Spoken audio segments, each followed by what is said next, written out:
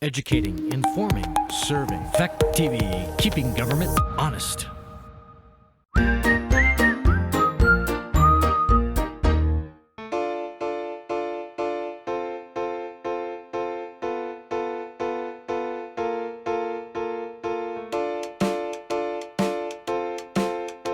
Welcome to the April 26th meeting of the Bellows Board of Trustees.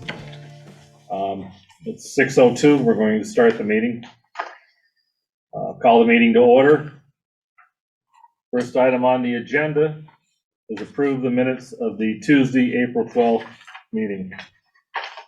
Everybody had a chance to review the minutes, and any comments, questions, or concerns on those minutes?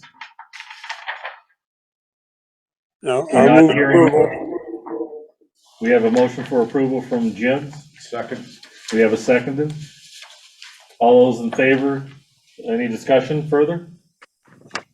Not hearing any discussion. All those in favor of the minutes as printed? Say aye. Aye. Aye. Do you have to go person by person because Yep, I'm on I the believe phone? so. Jeff Dunbar, aye. Wade Mishore, aye.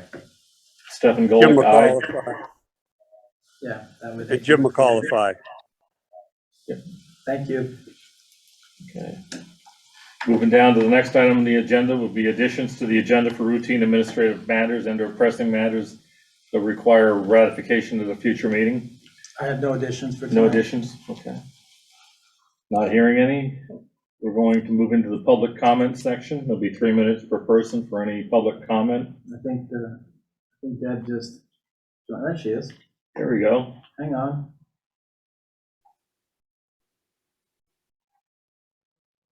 Can she hear us? There she is. You gotta unmute. Yes, I had bandwidth problems. Sorry about that. Right up here, right up. Everybody. You didn't miss much. We just approved the minutes and We're on item number 5.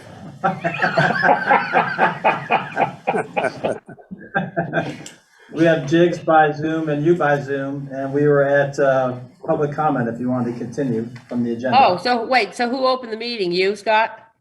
Oh, no, that would be our senior member, Mr. Golick. Oh, So if you're ready, I'll turn the gavel back over to you if you'd like. thank you. Appreciate that. You're welcome. Okay, so the meeting's been called to order. We're down to public comment. Was that it? Yes. Yes. Is there anyone who wishes to make public comment? I don't see anything in the Zoom, so anyone in the room, Scott? No. No, all set. Okay. All right, moving on then to the manager's report. Thank you. So we are in the season where road construction projects have restarted, and one of the ones that are going to impact us in the village has already begun, and that's the completion of the work they started last year on the Arch Bridge. They still have some joint repairs to complete, as well as some minor paving and some pavement marking. We're still in dispute with both Vermont and New Hampshire about the extent of the damages left over from the extension of that project, plus the rerouting of truck traffic off of Route 12. So we'll continue to keep the board in the loop as that goes through various levels of VTrans. But what it'll mean in the short term is there will be periods of time when they'll be going down to one lane on the bridge, depending upon some of the, especially when they're doing the joint repair work. They are supposed to have traffic control supplied with troopers. And at this point, they have not given me specific dates as to when they're going to be doing that work. So I can't give you a specific time or date of when that's going to start. But no matter when that does occur, I'm sure there'll be some impacts to us locally, and we'll keep an eye on things. And if it's impacting to the point where it's creating gridlock on our side, we'll have to reach out and make some accommodations so that it's not creating problems and more problems on our side than it already has with the length of this project. So I guess we're at the point now where let's get it done and hopefully put it behind us in relationship to the impacts that it's caused. It has been more impactful, I think, than what we had anticipated, and not in a great way. So we're looking forward to that one finishing up. There is still ongoing work and obviously some impacts on Canal Street as the Bellows Falls Garage project continues. A lot of utility work has been ongoing there, and there will be periodic issues as they start into the heavier phases of construction. The good news is that contractor who has been working there has been very cooperative and has been very good reaching out to the businesses and to the residents and to other concerned parties to try to work with people to minimize the inconveniences. And so far, it's been a very productive relationship with the crew that's working there. And it appears that they're making good progress. And at this point, there aren't any major impediments that might slow the project down. So I know sometimes it'll create some inconveniences as we approach some of the larger events like Alumni Weekend and our Old Home Days, but I think we can accommodate those types of activities and still keep that project moving. So at this point, that's just the majority of things. I would just ask people to be patient and understand that at various points in time, there might be some minor inconveniences, but hopefully the improvements will ultimately outweigh the short-term disruptions. Okay, is that it? That was it. All right. Thank you. And we move on to the first item on the agenda, which is the FY 2022 audit review. We have that in our plan. So 2020, it should be 2021, I think. Yeah, yes, it should be 2021. 2022 is now. So yes, thank you, Yes. Jake. So we have Brittany Gilman here from RHR Smith. She was the head of our audit team, and I think she wants to just highlight some areas in this current audit. So with that as an introduction, I think we have Brittany on Zoom. So we'll go ahead and, if that's okay, let her take it from there. Yeah, well, thank you for having me, everyone. You are correct. This is the FY21 audit, although sometimes it feels like we're always living in, 3 different fiscal years. So I can understand the confusion there. This is the draft of your 2021 audit. So while I don't expect numbers to change substantively, there is opportunity for updating, and there is some there were some, wordings, maybe some highlighted areas where we needed further clarification. And also I did hear someone mention a typo. So Scott, if you can just put that in your email response with the other questions, we can get that taken care of for the final. That said, I don't expect any of the numbers to change, with the exception of one, which I will tell you. I know that everyone's really disappointed to hear that I'm not going to read the audit word for word. So I'll just try to highlight some of the major areas for you and tell you where you can go if you want to dig a little bit deeper. I'm going to be referring to page numbers, and when I'm referring to page numbers, I'm referring to the number at the bottom of the page.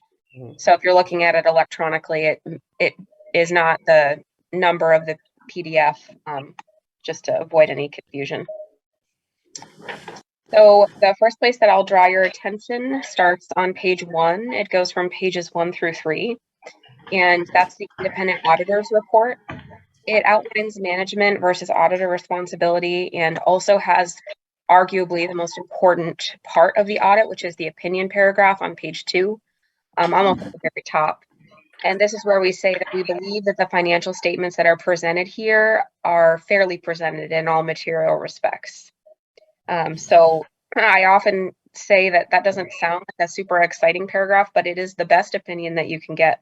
And so that's great. We believe that everything included here is stated fairly in all material respects. The next sort of chunk that I'll point your attention to is pages 4 through 12. This is the management discussion and analysis. And this is just a really good summary of the highlights of everything else. So if you read nothing else, if you look at nothing else, I do recommend that you go through the management, the MD&A, because it really does give you a good synopsis. And also you may be able to find something more quickly there if you're kind of trying to pull something from your memory. I'm not going to review it because I actually will go through the audit in a bit more detail, but I always like to point out to folks that that's a great place to look for a condensed version. The first financial statement that I'm going to point your attention to is on page 17, and this is the balance sheet of governmental funds. So governmental funds focus on your near-term assets and liabilities. So things like capital assets and long-term debt are not presented on this statement, although we do disclose them in other places. And it also, the columns group major funds. So there are certain criteria that have to be met for a fund to be considered major, which means it's presented on its own.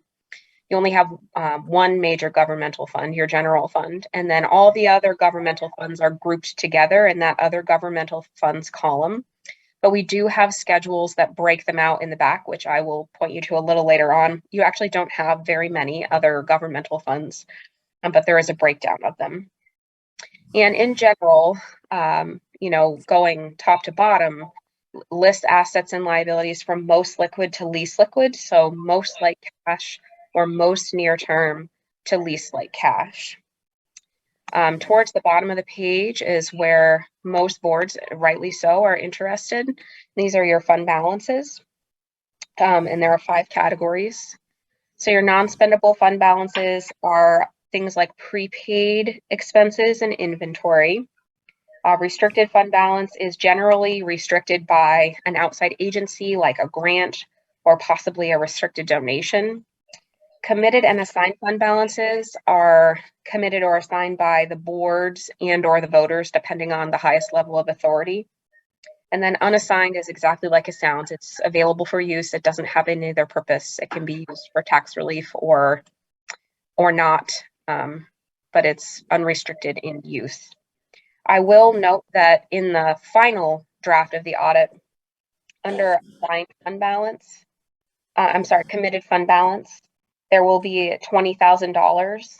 And then, so your unassigned fund balance will be $20,000 less. And that is committed funds related to an article for fire and police building repair, I believe. And we just don't have that broken out here. So that was voted on by the voters. So you have about $600,000 in unassigned fund balance in your general fund after that is moved, which I would say is pretty substantial in comparison to the size of your budget. We are seeing many towns and schools and all kinds of organizations see pretty substantial increases in fund balance related to COVID. So, there were COVID funds that came in that you were able to kind of reallocate costs to. In some cases, services were decreased, but still tax revenue came in. So we are seeing that. So one point of discussion for the board will be what you intend to do with that fund balance, whether it's using some of that for tax relief or adding to reserve funds or establishing additional reserves for future projects. That'll definitely be something you want to discuss. Moving on, we're going to skip one page and go to page 19. This is statement E, still for your governmental funds. So this is your revenues and expenditures. And if you go down kind of towards the bottom, you can see your net change in fund balance. So you added about $120,000 to your fund balance in FY21. So that's how you got to that total fund balance of $643,000. So your revenues exceeded your expenditures. The next page I'll direct you to, we're just going to kind of skip a page and go to page 20, which is statement G. So these are your proprietary funds. So you have one type of proprietary fund, which is an enterprise fund. And we also refer to these as business type activities. So this is your water and your sewer. And these funds operate largely on fees for service rather than your normal governmental revenues, which are things like taxes. And another part of the difference is that they focus on both near and long-term assets and liabilities. So you will see your non-current assets, like your fixed assets, so land, construction and process, buildings, and you will also see long-term debt. presented here. So you actually have to go to the next page to get all the way down to your net position, which is how we refer to fund balance in enterprise funds. And you can see that both the water and the sewer departments have positive unrestricted net position. Most of your net position is tied up in capital assets, which is very common for enterprise funds. And still you have positive unrestricted net positions. So that's really great. Obviously, you can see that the water fund has a much higher unrestricted net position than the sewer fund does. And both funds have, for a couple of years at least, been losing unrestricted net position each year. The water department, you'll see when we get to the next statement, had a significant amount of principal forgiveness on long-term debt this year, which led to an increase in net position. But from an operating perspective, there was a loss for both funds. And you can see that on the next page, which is statement H on page 23. We do divide up the revenues and expenses between operating and non-operating.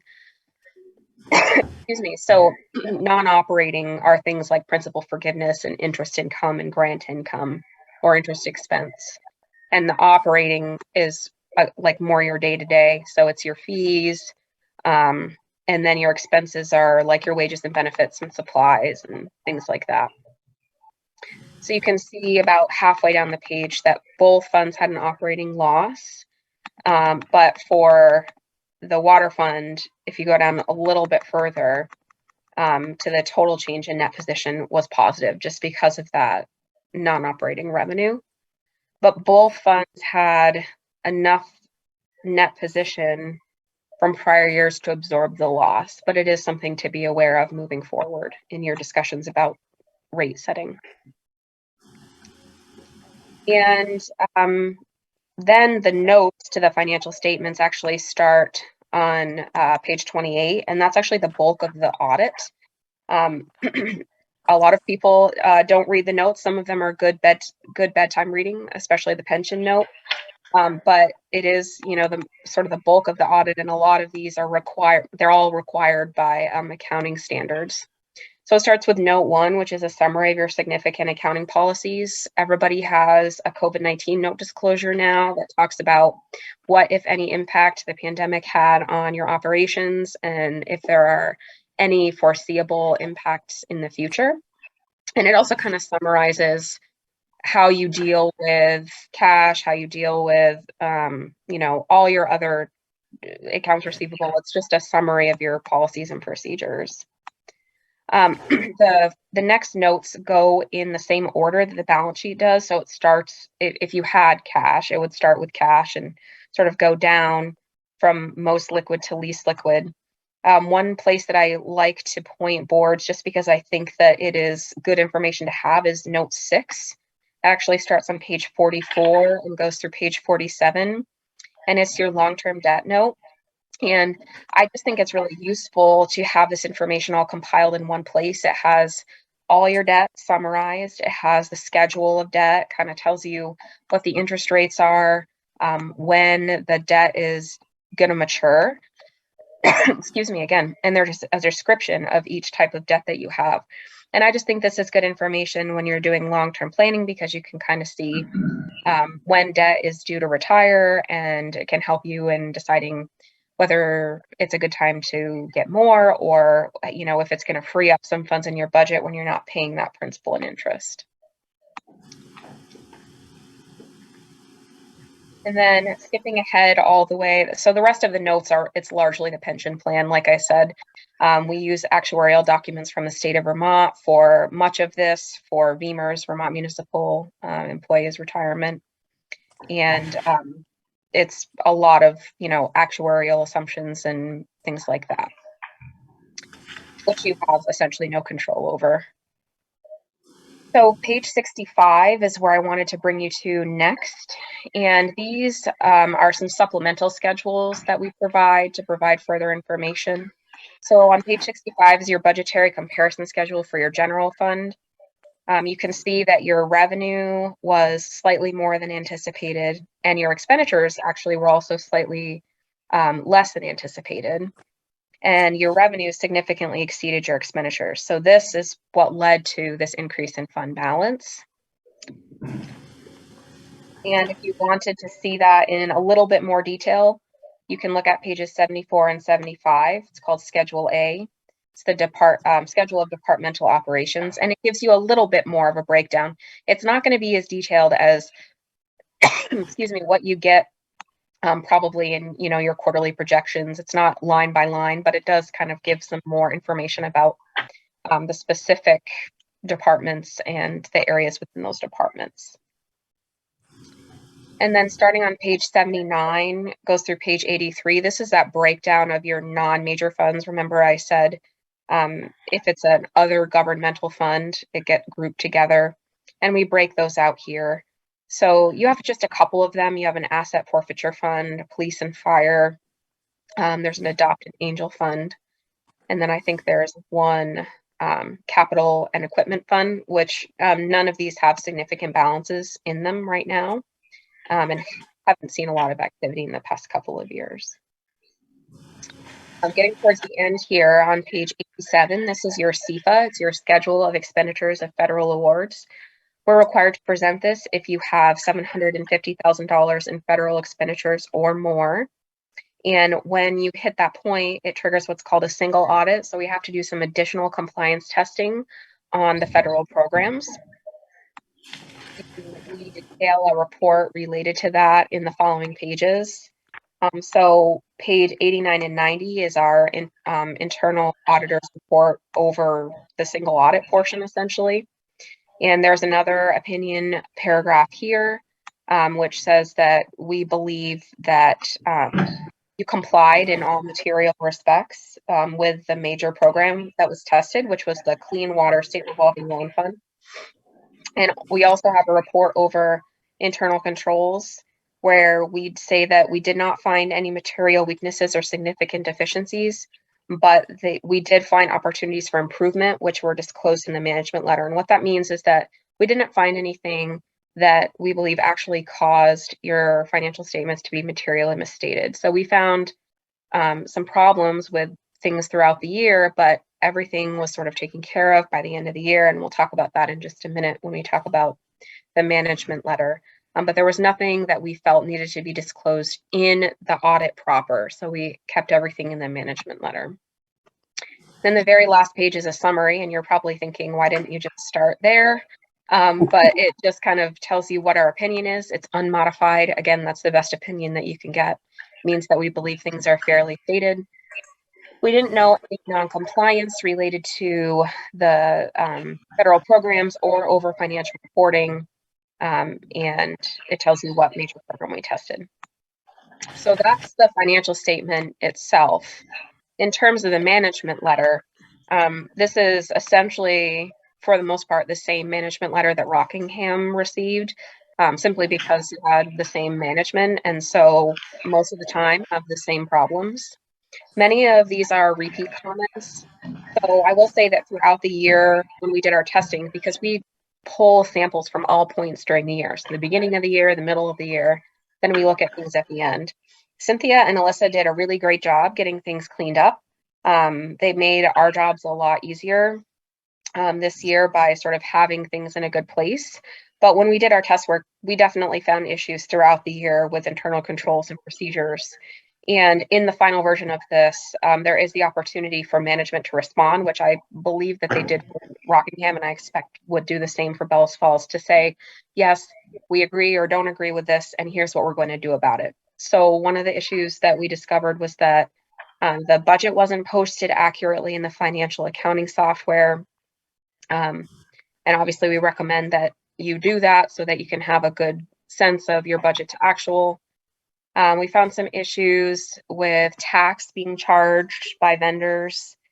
So important to make sure that all your purchases are tax exempt, because you are not to be charged tax as a municipal entity.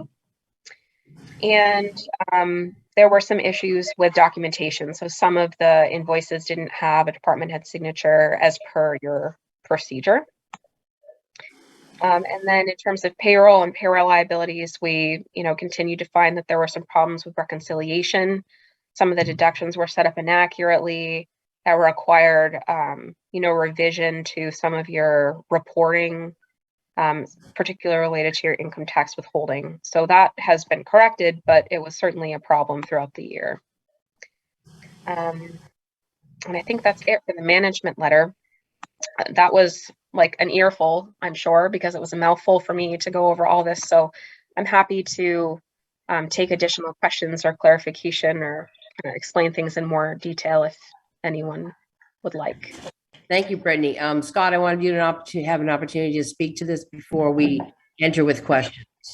No, I do appreciate some of the items that Brittany had highlighted were some of the challenges when we were transitioning in the finance office, and some of the issues that were highlighted in the audit were really failures of more of the upper level management than it was of the working folks in the office.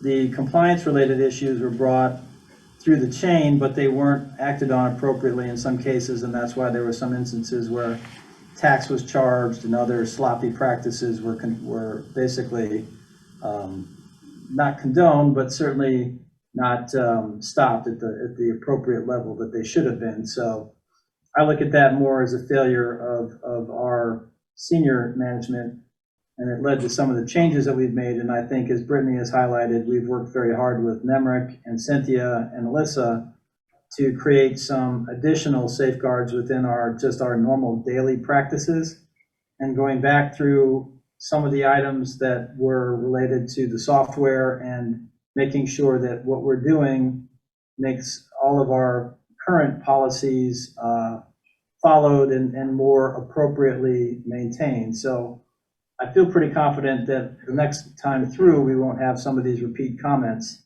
But unfortunately, due to the timing and just some of the issues that were there are going to be some things that we'll have to address in our rebuttal letter, which we plan on in more detail as we go forward. So I just want to present that overall picture to the board, recognizing that, these are challenges. They were addressed through some changes in staff, some other changes that we've made to our internal controls, and I think that we feel that we're in a much better position now that we can eliminate these and we won't see some of these repeating. The income tax issues were a little bit more of a challenge and were a little bit more of a problem. Took substantially more time to work through and required a lot of refiling, a lot of additional work on behalf of staff to go back and do verifications and updates. And again, we had to create some additional policies internally to make sure that these kinds of problems don't happen again. So I think with that as a little bit of a background, I feel pretty confident that we've addressed these and feel pretty good going forward that we won't have repeats on some of those more significant concerns. Okay, questions from the trustees? I've got a couple, Deb. Yeah, go ahead, Jim. It looked to me, Scott, that in the management letter, under the cash disbursement area, that might not have been the finance director as much as the staff. It would seem as though in doing accounts payable, there ought to be some verification of signatures, et cetera. And so I think it's important when as you and Alyssa are doing the response that you include the staff in the kind of in putting that response letter together, because as I said, it would appear in that area. I agree, all the other areas I would say finance director, but that one looked to be perhaps some staff issues as well. But the other question I had for Brittany is have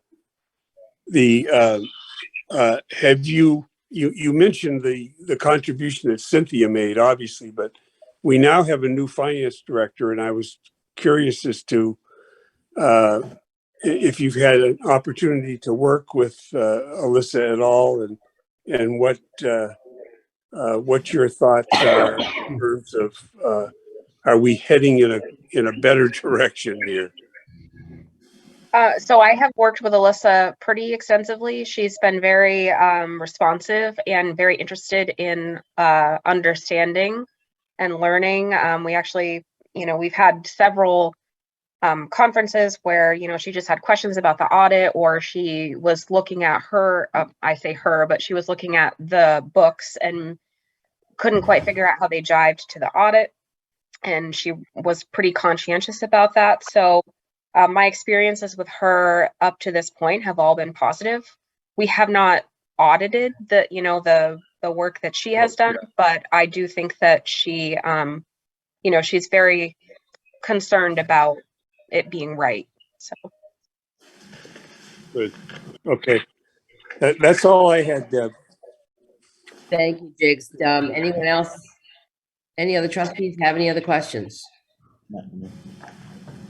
I can't see I Wade. have one. Okay, go ahead, Wade. I have one of Brittany. Can you you mentioned on the final page here, 94, the unmodified? Yeah. Can you can you say that again? Yeah, so unmodified opinion is actually the best you can get. It means that we didn't feel that we needed to alter our opinion on the financial statements or qualify it in any way. So that column there would either be unmodified or modified? Yes, or it could also be an adverse opinion or a disclaimer of opinion, which means that we didn't even feel we could give an opinion. There's 4 types. Okay.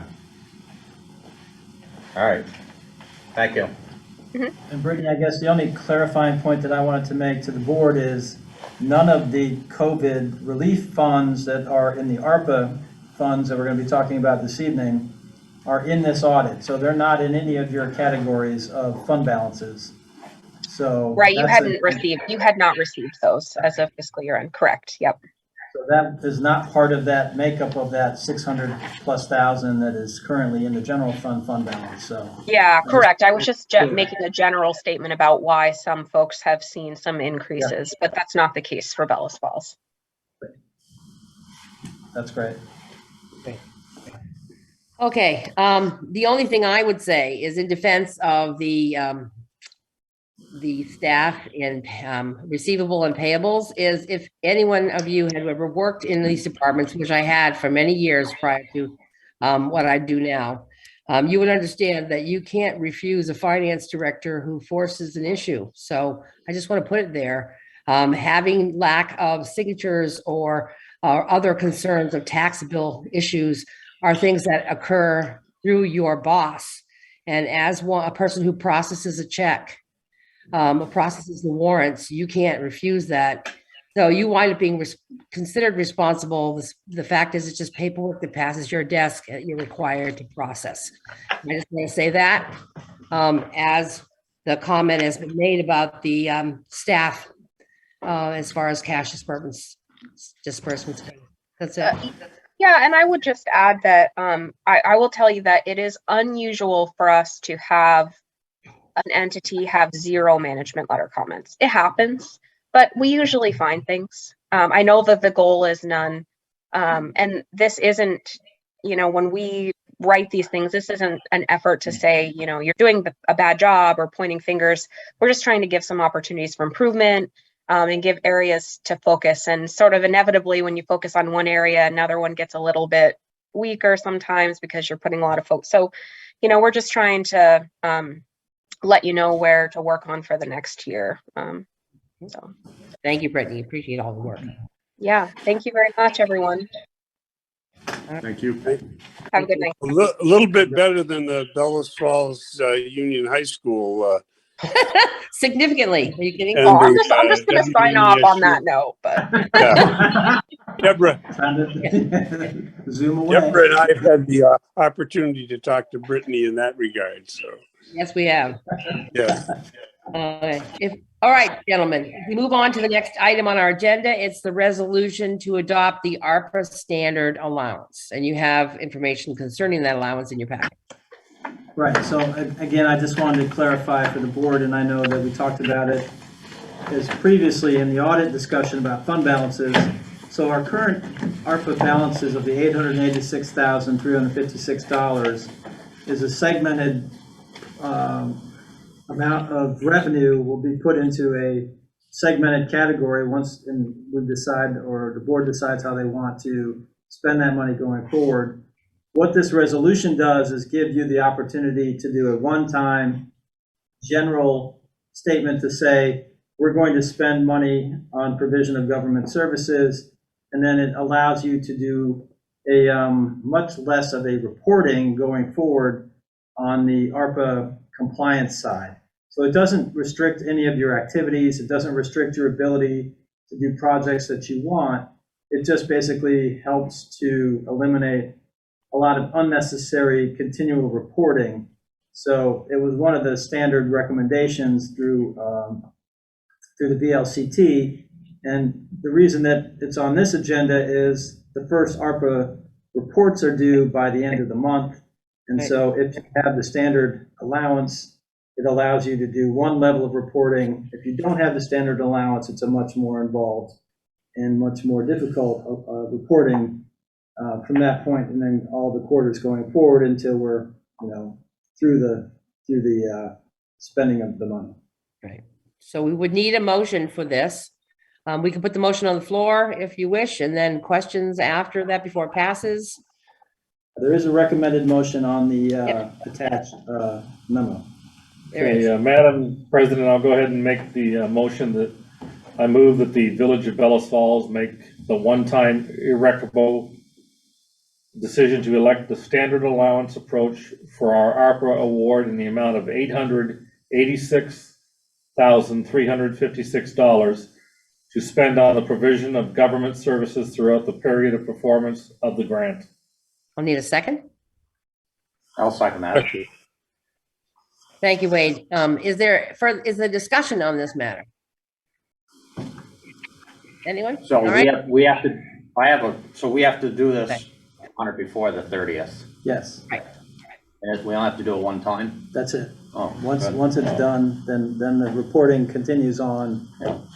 and it's a much more. Good. Anything further? No, this sounds like a break. Yeah, surprising. Streamline. Yeah. All right, then. Yeah. All those in favor of the motion, please signify by saying aye. And we have to do it, we have to do round table, I'm sorry. So Yeah, first of all, Jigs, Aye. Jeff. Jim McAuliffe, aye. Okay, thank you. Aye. Wade Mashar, aye. Stefan, Stephen Golick, aye. Deborah Wright, aye. Okay, it is unanimous. All right. So there's that. And we have completed that. That probably produced maybe a little less paperwork, Scott, maybe. Yeah, Yeah. slightly, but still helpful. Thank you. All right.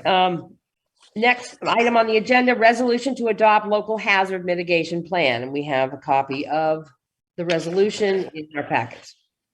Right, I had handed out the full packet to you previously because it's a fairly extensive document. It's been vetted by the state, it's been vetted by our neighbors, it's gone through the town.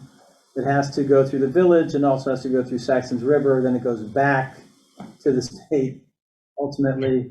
And really what it does is gives us the ability to then go after additional federal funds. So after the cleanup funds and the funds from the events from July, we want to do some additional work on stormwater up and around, for example, the Hyde Hill drainage area. So in order to do that, we have to have this plan adopted so it makes us eligible for other pots of money, like the Hazard Mitigation Grant Program. They have a new program called Building Resiliency in Communities. They call it BRIC. All of that runs in conjunction with the state and District 1 and FEMA. And really, my hope is that we have these old studies, and by old, this is a 1992 study that I have here from C.T. Molly and Associates, which looked at that whole drainage area and made some recommendations. back in 1992 that might help mitigate some of the stormwater. Well, certainly it's a little bit out of date and needs a little bit of updating, but there is still some good, useful data in here, and it actually gives us a good baseline to develop a real plan that we could then bring forward through these programs and try to get federal money to really to sort of take some of that, that large flow that happens in these heavy storm events and segment some of that flow. So it's not all coming down that same section on Hyde Hill into that grate and then causing the backups and the flooding that we see through the village. So this is really just another step in that process. And I know that stormwater and flooding and those kinds of things take lots of patience to get these types of projects off the ground. And it takes a lot of planning and going through various agencies, but I feel comfortable that if we can get through that process, I think there are some solutions out there with some federal help. We can really help to offset some of these problems and maybe not see that downstream flooding that we've seen, more recently. And hopefully, as everybody talks about climate change and how it impacts our weather here, that's been the biggest issue that we've seen, is these heavy deluges and downpours that create these, sort of flash flood conditions. So that's the broader picture, tying back to the idea of what this plan is actually supposed to be part of. Okay, so we have the resolution, and we'll need a motion to sign the resolution, Scott? What I just need you to do is just make a basic motion to adopt. So it's called the Multi-Jurisdiction Hazard Mitigation Plan, Okay, and then authorize you to sign it because you are on the signature page. right, I see that. I'm not sure currently how I'm supposed to sign that, but, I'll leave it in your box, or I'll bring it by your house and. and I'll call you when it's done. Yeah, that works. Yeah. Okay. Yep. Okay, so would someone like to make that motion to sign for me to sign the multi-jurisdictional hazard mitigation plan? I'll make the motion for the village president to sign that we adopt and sign the multi-jurisdiction hazard mitigation plan for the village of Bellows Falls. I'll second that. Thank you. Any further discussion on this motion? All right, hearing none. All those in favor, please signify by saying aye. Start with Jigs. Aye. Jim McAuliffe, aye. Jeff, Jeff Dunbar, aye. Wade, Wade Michelle, aye. and Stefan, Stephen Golick, aye. and Deborah Wright, aye. It's unanimous. All right. And yes, Scott, I'll take care of that. Just let me know when you drop it off and I'll get it signed. Thank you. All right, next item on the agenda, moving right along, is consideration of an appointment to the Fire Equipment Review Committee. And we have the old agreement in our packet from 1995. So Wade had brought this up at previous joint board meetings, and we've been working on updating this document, really more specifically along the lines of what is included in necessary equipment, trying to get better indications as to what the obligations are of each of the communities. But as in reviewing that, one of the things that we've been derelict in doing is appointing the elected officials that are part of this fire equipment committee. So the town recently had the same document in front of them, and they've appointed a representative. If the village chooses to do the same thing this evening, then we'll also send it to Saxon's River. And at that point, then we'll have a fully vetted or functioning fire equipment committee. And we'll begin to also, I think, update some of our practices and procedures so that we have publicly, public agendas, minutes, some of the things that are standardized for any of our other municipal practices. Mhm. Madam President, I've served, I believe, in that capacity a number of times. I'd be interested in continuing to serve in that capacity on this board to represent the trustees. Right. Is there anyone else who's interested? Just checking. I would do it if as well. I mean, either way, I could do it. I want to thank you for your years of service, Stefan. I'm not sure how we sort this out. If the two of you are available to do this, and what is the will of the rest of the trustees? I, my feeling is that, Wade has really provided some leadership over this past year, since he's been on the board, in terms of getting this fire committee addressing some issues that there's no reflection on you, Stefan, and your contributions in the past, but I think it would be, in my opinion, it would be ideal to let Wade continue his work and the leadership he's provided. So that's kind of just because of recent events. That's the way I'm leaning. So Jeff, we haven't heard from you. I second what Jiggs has said. I think that, Wade has brought this to the table and spoken on it a number of occasions, and it makes sense. He'd serve in that capacity if he's willing. Stefan or Wade, would you like to speak to that? How long's the term? It really doesn't have a. It just, like just curious. like Supreme Court. How long you got? 20 years? Well, I don't know, no, I haven't been around that long. Been quite a while it's been Yeah, around. it's been a bit, but I think over the course of 5 years, we probably met maybe 5 times. Yeah. Met more times in the last year than we did, or the last 2 years than we did over the whole course of a decade, to be honest with you. And I think as more of our issues arise over equipment and staffing and potential locations of buildings and other types of EMS, all of these things I think are going to become more and more prevalent in our conversations. So Yeah. I think it's important to have representation from our elected officials at the table, and then bringing that back to the full board so they get a real sense of the issues and where they're percolating. And Yeah. it's really difficult when something just appears on an agenda and it's a $500,000 or $1 million expenditure and the rest of the board somewhat in the dark. And, I think it's a good process for us to start to work through. So again, we have 2 gentlemen who are interested in the seat. I'm wondering if one of you would like to defer to the other in the appointment. Sure, I'll go ahead and defer to the other, because like I say, he has come up with a lot of momentum in the last year.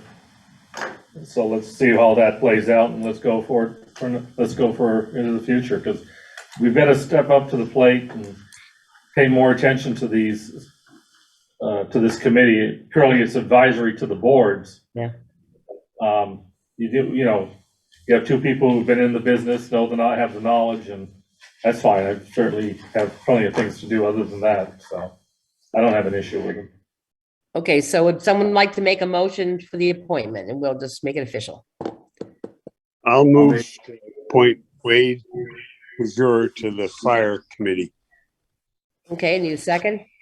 All second. Thank you. All right, is there any further discussion on the appointment? All right, then, all those in favor, please signify by saying aye. I'll start with Jiggs. Jim McAuliffe, aye. Jeff? Jeff Dunbar, aye. Wade? Wade Mashur, aye. Stefan? Stephen Golick, aye. And Deborah Wright, aye. It's unanimous. Thank you, Wade. Thank you, Stefan, for your years of service. And we'll give Wade will probably get run ragged now because there'll be more frequent meetings. Yeah. All right, last item on our agenda is to review chapter 11 of the fire alarm safety ordinance, which is in your packet. So Deb and the ordinance review committee had been busy over the last, 18 to 24 months, going through each of the No, various 3 chapters. years. 3 years, Scott. I'm sorry, I took a year away from you. That's okay. That's okay. I lost Lost a COVID year in there somewhere. Long, yes, COVID year, yep.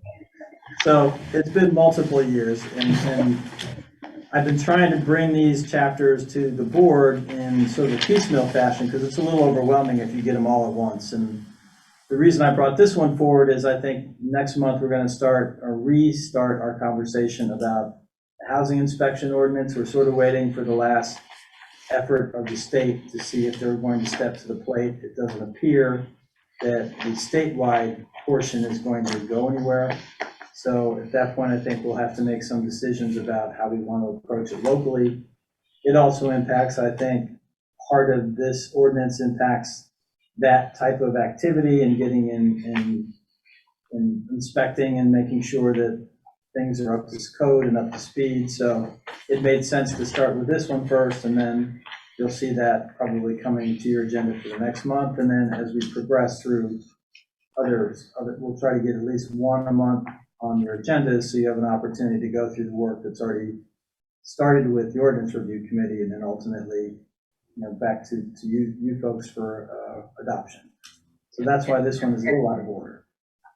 And this one, of course, has had some review, has had review by the ordinance committee. However, majority of input was from Sean McGinnis, who has the expertise in this area, which we did not. And I'm not certain Scott could say if it's been through the attorney's review or not. And I have not sent all of the different sections to our attorney yet for review, so I will do that. And I don't know if all the trustees have had an opportunity to review this and have any questions on it at this point, or if we would like to bring it back to our next meeting. Sure. For questions. Yeah. The question I had is, in terms of fire alarms, is this directed at households or businesses that have fire alarms? And their responsibility with regards to maintaining those alarms, or it's just hard for me to figure out exactly what this is addressing. This is commercial, I believe, is it not? Well, it's both. There's sections in here about residential, mostly dealing with smoke detectors, jigs, and very basic things, and they're all based on either the building codes for that are adopted by the state of Vermont, or the NFPA, which is the national fire Protection. Right. But really, that's all. We're just aligning our specific ordinance with their language. Okay, because that obviously is a good idea. I mean, I know in the rental housing ordinance, it was pretty specific about some inspections on these things, and I worry about single family homes that aren't up to snuff on this, but again, how you ever do that? I know a lot of places that I've lived, in order to sell your house, you've got to get a certificate from the fire chief. I think we do have to do that here in Bellows Falls. Fire marshal, yeah, that's right. Yeah. So when my house was redone, I had to have it inspected by the fire marshal. Yes. Yeah. So of course, getting to this gets us in line with moving on at some point on the rental housing ordinance, which has this in it, some of this in it, and that's part of the inspection process. So getting this one done, but we do have to approve it. And what I'm saying is, I don't know that we are, as a board, are ready to approve it tonight, or are we? That's the question I'm asking my trustees. I'd like to, Okay, go ahead. personally, I'd like to read the thing entirely. Yeah, so can we And move it to maybe- the next meeting, Scott? That would make Sure, sense. we can definitely do that. We'll keep it on for the next meeting, and in the interim, I'll send a copy to the attorney if he has any additional comments or questions. Then that'll be back hopefully by the time we meet again. Anything else, Wade? Wade, did you have anything else to say? No, that was it. I'm asking Wade if you had more, because I kind of interrupted you when I wanted Scott to put it on the agenda for next month. No, I was just curious no, I don't have anything else on it. Okay, but I do want us to understand it clearly, and if you have any questions, and especially yourself and Stefan, who have that understanding, and Jeff, who has building understanding, might have some additional questions on how it's worded. That's all. And then there's somebody like me that obviously doesn't have any understanding of it. Well, So. you do as a homeowner. Well, as a I do. homeowner, yeah. And I do too as a homeowner, but with industry knowledge, that makes sense. Right. I wasn't the trying bad to leg, I know the it. bad It's leg, you better affected make sure my your whole, smoke detectors are working. yeah. go light a match. Yeah. Okay, so we want to make sure we fully read this and have any last questions for May 10th. Or you can ask them in advance, send them to Scott if you have them, so they can get clarification. Again, it's not an area of expertise of the ordinance committee, so. Right.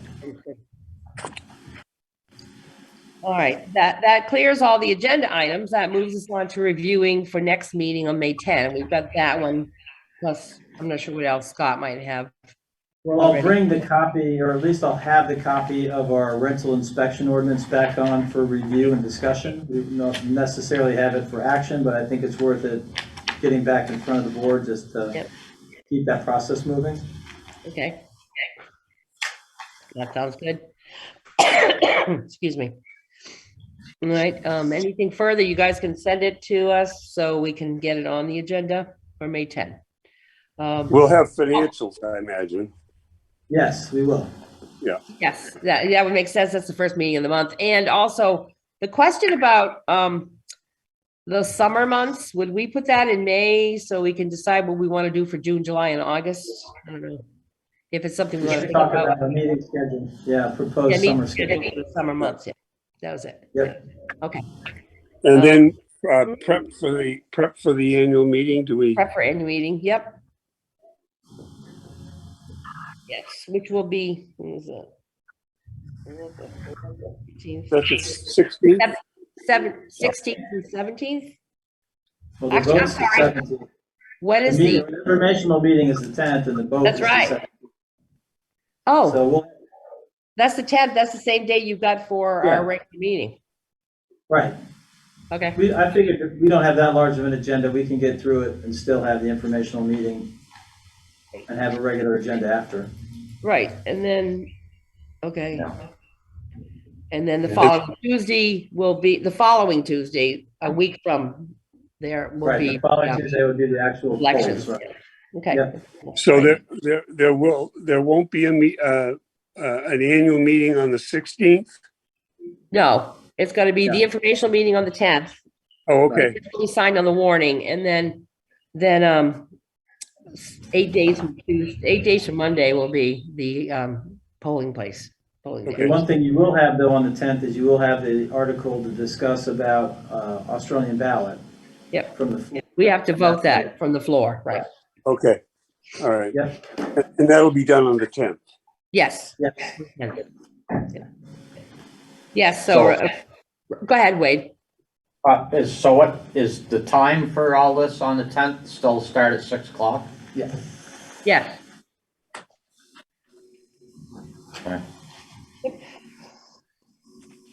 And so as a reminder to the public to make sure they'll have to be here, they'll have to be in the town hall on the 10th in order to vote on the Australian ballot article.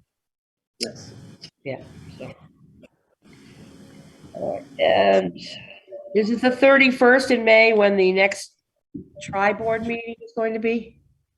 That is the current schedule. We're going to talk about ARPA. We'll have our update on the tax sale and probably the update on the fire equipment committee Okay. language on the MOU or whatever that is. It's not, MOU. Okay, great. Do we have any orders, bills, or warrants there to sign today? No, I'll wait till you're back in the office and then we'll bring it to the next meeting. Yep, that's fine. Any other business? Let's see, Scott. Oh, all set? Stefan, No, all set. Wade, No, I'm good. Jeff, Thank you. Jigs. No, I'm good, thank you. And for myself, I hope I'm good by the next, I know I'll be good by the next meeting. It's been a week, a little over a week, so keeping everybody safe by not being there. And it's doable, but it's still weird running a meeting from Zoom, so. No need for an executive session. We do need a motion to adjourn. Motion to adjourn. In a second? Second. Second. Okay. And all those in favor signify by saying aye. We have to do the count again. So Jigs, Jim McAuliffe, aye. Jeff. Jeff Dunbar, aye. Wait, Steph. sure, aye. Okay. Devin Goldman, aye. Deborah Wright, aye. Thank you, everyone. Be safe and have a good evening.